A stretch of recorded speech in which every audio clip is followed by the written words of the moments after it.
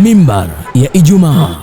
Ni halali inomchukiza Mwenyezi Mungu. Mzaha wake ni ukweli na ukweli wake ni ukweli pia. Talaka, hili sio tamko la kawaida na laweza kutolewa kama salamu.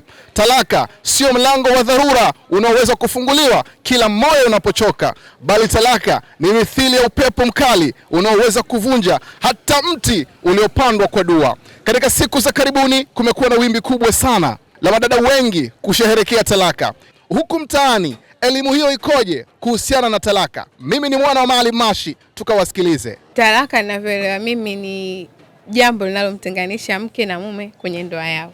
Talaka kwanza, mwanamume huwezi kuwa na sisi sote kwa talaka, haitakiwi. Talaka mwanamke ndani nyumba mnavumilivu, msamiane.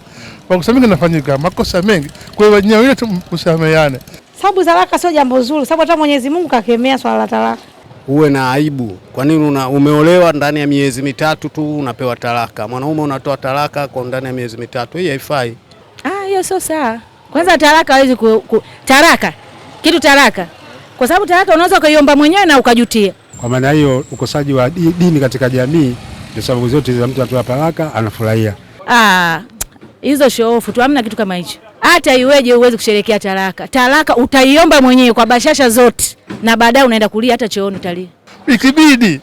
Yaani lazima unaweza kumwacha. Sio kwa sababu ndogo ndogo tu. Wala wasema la yumkini, yani kitu ambacho hakiwezekani.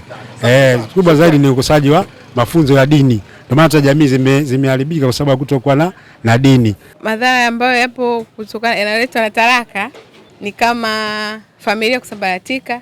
Kufahamu zaidi madhara ya talaka, tafadhali Ijumaa hii usikose kuhudhuria pale katika msikiti wa Anbiya uliopo maeneo ya YS Temeke, Dar es Salaam, Tanzania. Dai wa kimataifa Sheikh Nuruddin Kishki atazungumza kiunaga ubaga kwa mapana na marefu akizungumzia talaka, madhara ya talaka, mada ikisema kusherehekea talaka ni kukufuru. Kama uko mbali na Dar es Salaam, fuatilia hutuba hii kupitia Kishki Online TV, utaipata mubashara.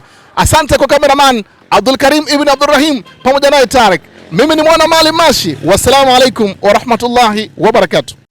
Kishki TV, nuru ya dini yako.